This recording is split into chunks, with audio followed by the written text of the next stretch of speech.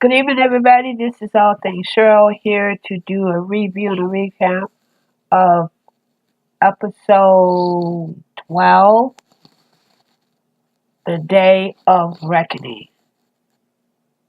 Now, before I go on with this video, I always forget to ask you all to click subscribe, hit the notification, comment, hit the like buttons, and become a subscriber. Now, I'm like speechless right now. The reason why I'm like speechless right now is because this is episode 11. So, or 12. I'm not quite sure because there was so much going on. So much going on. And they tried to cram it all in, what, 60 seconds, an hour or so. So what I'm going to do is I'm not going to do a blow it out. What I'm going to start out is I'm going to ask Grace a question. And the question is, what do Rochelle have on you that stopped you in your tracks? What do Rochelle have on you, Grace, that stopped you in your tracks? Now, that's the opening sentence and paragraph for me. So let's get with this because I'm like, there was so much that was going on, and I tried to write down as much as I could. And I wanted to, because I'm always late in getting my reviews up. So I wanted to come as, I wanted to come. And let's get, okay. We open up with Grace coming out of the auditorium where Lady May is preparing for She Changes Everything. And Grace asks, what is it? Lady May was like, Grace says, is Lionel my father? It's Lionel my father. She keeps on asking, it's Lionel my father. And Lady May says, she goes back and she still keeps to the word. She says she doesn't know exactly if Lionel is her father. But then this is when to me, this is when Lady May is being selfish. Lady May is getting into her feelings. Lady May is feeling guilty over the past of the years that this has been a secret and nobody knew about it but her and Lionel. And now Lionel is basically, he's out. He's gone. Lionel did what he had to do. He gave the information to Aaron, and then Aaron assimilated the information to Grace. And so now, Lady May tells Grace, well, go ahead and humiliate me if you want to. Go ahead and get it out in the open. Go ahead and just annihilate me. Destroy me. Because basically, this is basically what you want to do. And this, to me, this is not what Grace wants to do.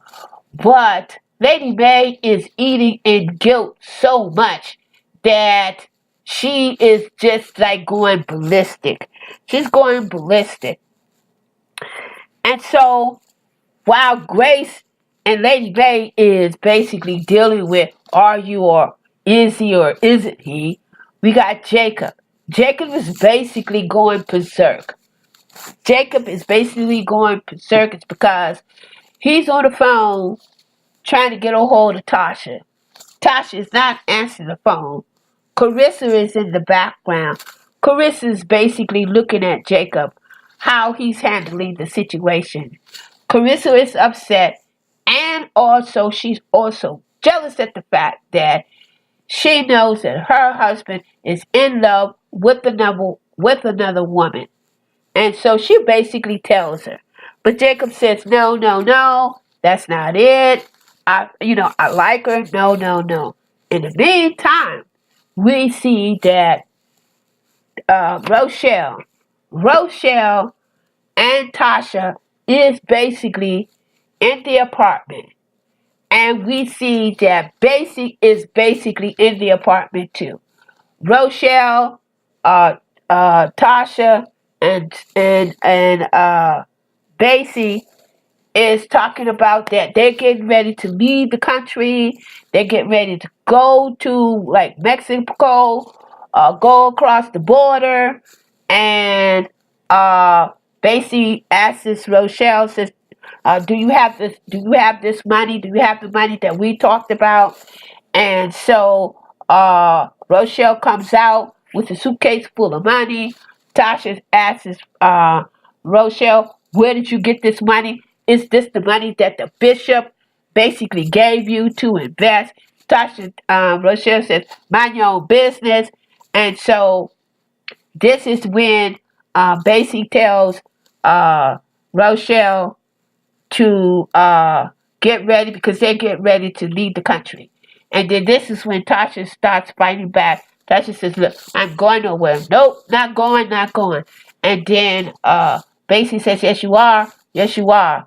And I can't really keep you here anyway because I can't trust you." Then this is when Basie tells Rochelle, "Look, go in there and pack her clothes. Go in there and pack her clothes. In the meantime, Basie goes out and he does something." And so this is when we see Rochelle and Tasha. And Tasha says, get in there and get those clothes packed." And so basically, Tasha goes in there and started packing the clothes. In the meantime, we see that uh, Grace Grace and Jacob is basically sitting, watching out to see when or if Rochelle and Tasha and them are basically going to. So in other words, they're doing a stakeout. So what happens? They see Tasha, they see Rochelle. Rochelle gets out, Tasha gets out. What's happening is that Miss Hunter, Coralie, basically call Rochelle and tells Rochelle that she is not going to, she's not going to go through trial, and that basically she's going to try to leave. And Rochelle is like, she was like, "Don't try to leave. What's going on?" And so this is when Coralie tells Rochelle that basically that she needs some money for the kids so they can basically leave. And so Rochelle says, "Okay, look. Don't go anywhere. I'll be right there." And so this is when we see that Rochelle and Tasha has basically went to Coralie, where Coralie is living. And this is when Rochelle tried to convince Coralie not to leave, and that if she leaves, she's be making a big mistake. Then this is when we see that Grace and Jacob basically gets out the car, going to the house, and this is when they see Rochelle, Courtney, and Grace. So they started bickering back and forth. And this is when Rochelle tells Tasha, "Come on, let's go." And then Tasha says, "Look, I ain't going nowhere. I'm not going nowhere." And then this is when Rochelle tells Tasha, Basie, you belong to Basie Skanks. You are, you're the property of Basie Skanks." And then Tasha says, "Look, I'm not going anywhere." And then this is where Jacob says, "Well, look, she's not going anywhere." And so they get the tussling a little bit and everything. So finally, Rochelle and Grace get the tussling, and Rochelle said so many words to Rochelle, but this is with the kicker right here. What in the hell does Rochelle have on Grace, where Rochelle tells Grace, "Look, I know exactly what you did in Arizona." And this is when Grace basically stepped back and stopped what she's doing in her tracks. And then I thought Grace was going to, choke her out, become a part of that defense fund, but she didn't. Grace stopped in her tracks. And so I'm saying to myself, what is it that Rochelle has on Grace. So then we see that Lady Mae is basically, or while all of this is happening, Lady Mae and Maxine is basically having a day at the spa. And so, Maxine asks Lady Mae, says, did you talk to Grace? And Lady Mae says, yeah, I talked to Grace. And basically, me and Grace, we had this conversation and everything. And then she says, well, what is Grace going to do? And Lady Mae is like, yeah, I guess she's just going to basically be her own self.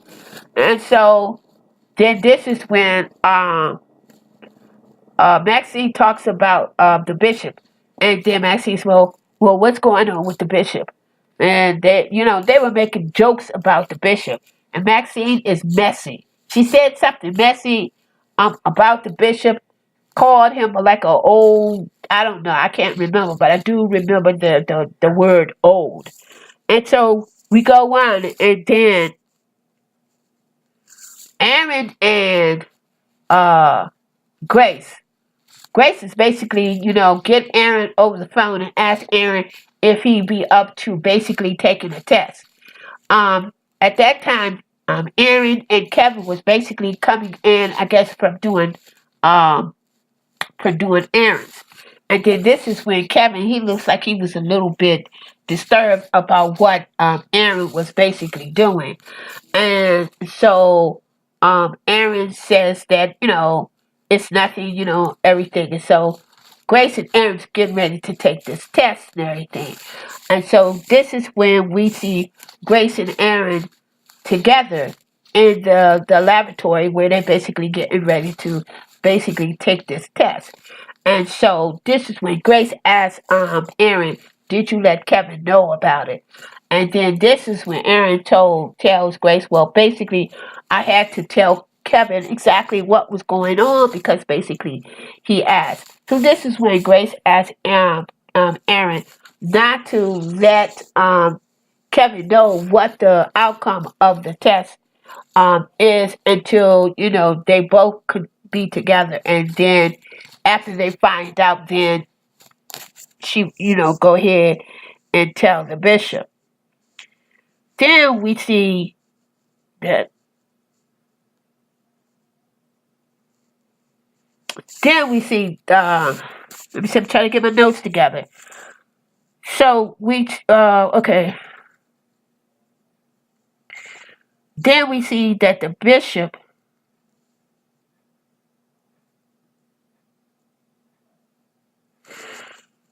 It's basically talking about. Okay, yeah. This is where it is. We see the bishop and Connie. Connie has basically invited this other church to basically come in and I guess to take a look or a tour of the church. And this is when the bishop, introduces himself and tells I think his name was Foster. Or yeah, I think his name was Foster, I'm not quite sure. But he tells Foster that just so you know that he is still the bishop of the church and everything. And so this is then the bishop basically walked off. And then this is when Connie and I guess Foster were talking to Connie and says, well, we can basically see a man of God who knows his days is numbered. And then he basically walks off. Now, here's the cool part. We go on and we see Zara. Zara and Isaiah. Zara is basically, for some reason, Zara has been what we might want to call a promoter or assisting Isaiah with, the tour and everything that they are basically getting ready to do. And so Isaiah, the little Isaiah, had this nasty telling Zara, says, look, can you basically pack my luggage and everything, while we could get ready to go on this tour and everything. And so this is when Zara says, yo, look, what's the hell going on? What are we? In other words, she's asking, asking, I said, what are we? Are we girlfriend or what? And then this is when Desire says, well, since you don't want me to go to Spelman, go to college and everything, I need to get to get paid. And I was like, all right now, you go, Zara. I knew Zara was going to be able to wake up them, but I didn't know exactly how she was going to wake up. And so this is when Isaiah decides that he's going to tell Zara, and he's going to try to belittle her.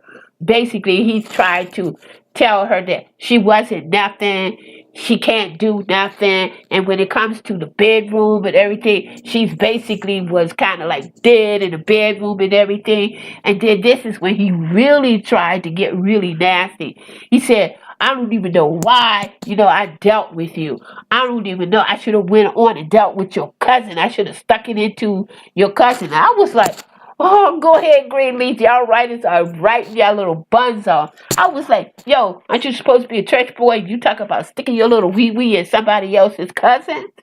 And so this is when Isaiah saw that the words and everything that basically he was trying to say wasn't really doing anything. Zara is kind of like gotten a little bit, like she's kind of like, yo. I was like, you go, Zara. I was like, you go, Zara. And so all of a sudden, Isaiah decides he want to get into his little macho thing, right? So this is when he started, like, you know how them dudes say, oh, you ain't doing nothing, you ain't going nowhere. And so he decides that he wants to put his hands on Zara. And Zara was like, oh, hell no. So he throws Zara down. And Zara was like, what the hell going on? Oh, you're not doing this to me. So this is when Zara starts fighting back and everything, right? And so Isaiah said, you ain't going nowhere. And so this is when I was like, you go. I was like, all right now. This is where Zara says, look, I'm rolling out. And then this is when Isaiah said, you ain't going nowhere. And then all of a sudden, Zara whipped out a little phone and said, whoa, I'm basically recording. And Isaiah, I'm getting ready to leave. So in other words, if you put your hands on me, I got it on recording. So I was like, I was like, all right, Zara, hey. So Zara basically rolls out, right? So all right, she calls old cuz Sophia. Basically, Sophia, like I said, Sophia and her may not be the best, but Sophia got the back of her cousin. So she rolls up, picks Zara up, and asks Zara where to. So in the meantime, as y'all can see, in the meantime, let me see, let me look at my notes. In the meantime, we see that where am I? Give me time, y'all. I'm getting there.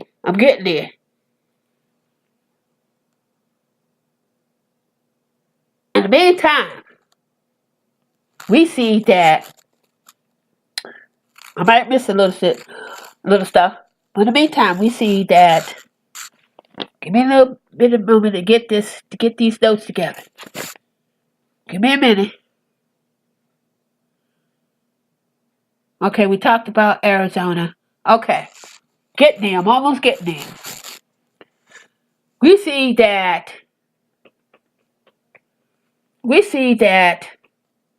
here's the correlation. This is a parallel. We see that Charity. Basically, Charity is opening up. She changes everything. Guys, excuse me. I know that sometimes, I don't know. Every time it seems like when I get on the camera, my sinuses feels like they want to do some running. So, excuse me for this. We see that Charity opens up the event as she changes. Now, Maxine basically is doing her thing. The sermon and everything is about love. The sermon is about coming to truth with yourself, having faith within yourself. And so this is when we see Aaron and Grace. Aaron and Grace. But before we see Aaron and Grace, we see Grace and the bishop. And the bishop is basically telling Grace that he loves her, he appreciates her, that she's always there trying to, help him. And he literally breaks down to his daughter. He literally breaks down to his daughter. And so after that, we see that Grace and Aaron is basically sitting there, and Grace is explaining to the part that, there's so much going on with her father, and she loves her father. And then this is when Aaron tells Grace that, you don't have to do this. You don't have to find out whether or not, what's going on, and this is when Grace just went on and just pushed the button to see what the results of is in the test. Now this is like a breakdown, right? This is like a correlation. What do you call that? I forgot what they call a parallel in communication in my art school. It was like a parallel, like a lot of different seeds rolling in at the same time, and then they all come together. So we see the scene where Grace is basically going ahead and is going to find out where they're going to find out about this test. And then we see a parallel where Jacob and Carissa is basically having a conversation. And Jacob is telling Carissa that he really, really loves her. He really seriously loves her. Then at the same time, we see that Aaron and Grace come rolling down the steps together while Lady Mae is basically doing all of this sermon about forgiving and understanding, and Aaron and Grace is coming on the steps. And then in the meantime, we're rolling over to the other side of town, and we see Jacob. Jacob is telling Carissa that he is really in love with her, right? Now, while he's basically telling Carissa that he's in love with her, we see over in the other part of town, Basie Skanks. Basie Skanks is basically broken in the office where the bishop is, right?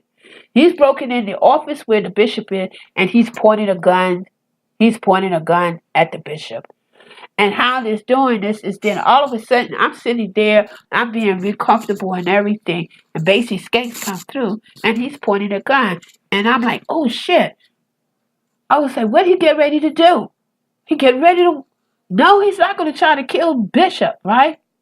And so him and the bishop has this conversation together. At the same time, while they're having this conversation, and Basic is basically pointing the gun, explaining why he wants to kill the bishop due to the fact that his father died in the fire, and the bishop is basically trying to stop him from basically pulling the trigger. While we're over here on the other side of the town, we see Carissa and Jacob. And Carissa is telling Jacob that she wants a divorce. She wants a divorce, and Jacob is saying no. She says, I want a divorce just because I've always felt that I was second. And then the moment that she asks Jacob for a divorce, this is when Zara rolls through the door. Okay, so Jacob goes to embrace his daughter, and Carissa is just like she can't believe that Zara has basically came back home. Then in the meantime, we have over here with Basie Skanks. Basie Skanks is getting ready. I believe he's getting ready to shoot the bishop. But in the meantime, let's deal with Connie. Connie is not really feeling Lady Mae. She's not feeling the bishop. She's not feeling none of this. She's like sitting in the pews, sitting in the audience or whatever, listening to all of this. And Kanye is like, I'm not having this.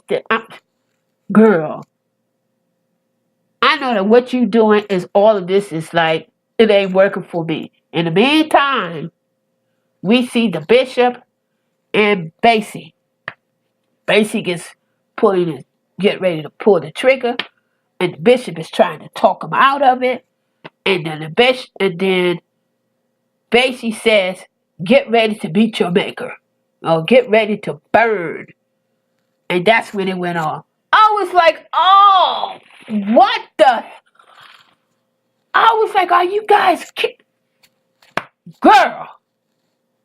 Now you talking about this episode? I thought this was the final. The way all of this is what coming to a head, and basically everybody is like, this. This was great. This was better than season 1, where we left with a cliffhanger. Now, I told you guys we're getting ready to get a cliffhanger. Now, here's the deal, right? I knew Zara was going to roll out, but I thought that Isaiah was going to try to put a couple of bruises up on him. But she was like, "Yo, we're not having none of this. You're not putting your hands on me. You have put your hands on me one too many times." She protected herself, and I'm glad she did. That's right. Come on back home to your parents. They may be messed up and everything. Now, I don't know what Carissa and Jacob is going to do, because Carissa has asked Jacob for a divorce. Now, in the wing, we got Tasha. Tasha has said that she'd be willing to basically testify. In the meantime, we don't know whether or not, if that test is Gace and Aaron is related. We don't know, but I guess we'll find out. We're going to find out. In the meantime, Tasha, Tasha, you got something to do with Gace. And Gace knows that you got something to do with Gace. And Gace, I want to know, not Tasha has something on Gace. Check that. I mean, Rochelle has something on Gace. And this is my question. Does that something that Rochelle knows about Gace has anything to do with Darius? I believe it does. I believe it does. The reason why I said I believe it does, last week when Gace was like really upset when the FBI and everything was breaking through, and Gace says, "Look, I don't know what's going on. You know what's going on." And then that's when Darius says, "Can you prove it? Can you prove it?" Because he was really concerned whether or not if Gace can prove that he knew about a lot of stuff. So I think that Gace and Rochelle and Darius is either a couple or it's something's going on. But we're going to find out. But let me tell you, this was very good. Very, very good. In the meantime, this is All Things Cheryl with your Greenleaf review of